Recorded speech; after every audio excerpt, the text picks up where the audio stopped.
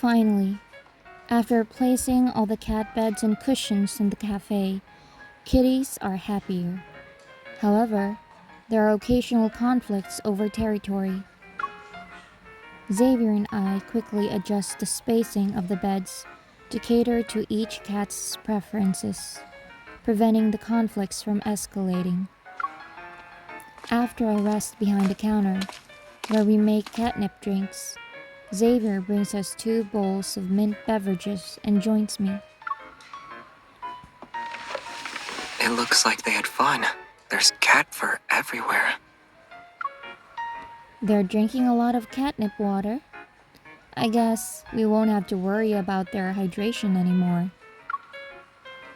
Xavier picks up a bowl of beverage, but just as he's about to take a sip, he pauses to sniff it closely.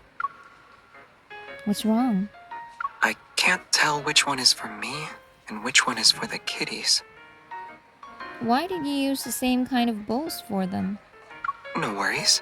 I'll do a taste test. As Xavier moves to sip from the bowl, I quickly snatch it away and shove my bowl into his hands. Don't try that. Drink mine instead. Oh,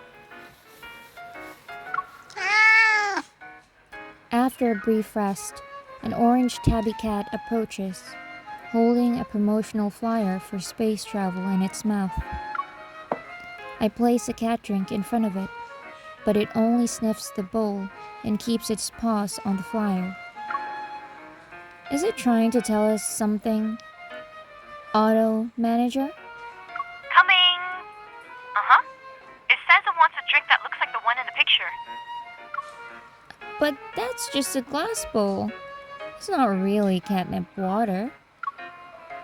How do we explain the universe and nebula to a cat? let me look at that flyer. Are we really going to make something like this? A silver transparent spaceship with a twinkling nebula. We could use a glass bowl for the spaceship. But what about the wings and nebula? The catnip you've planted might just come in handy. Before I can continue, Xavier picks some fresh catnip from a nearby flower pot. Add a ring and wings to the bowl. Here we go. Now it's starting to look like a spaceship. It seems letting you make cat heads before was such a waste of your talents. As for the nebula, Maybe the freeze-dried flakes would be enough. I set the custom-made drink next to the orange tabby and hold up some freeze-dried fish flakes. The cat sniffs and returns to its original spot, eagerly pawing at a light spot on the ground. I have an idea.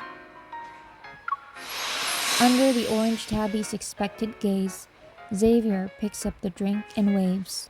A burst of light appears in the semi-transparent bowl. As the cat happily chases the light in the bowl while drinking from it, I grab Xavier's hand and examine it in confusion.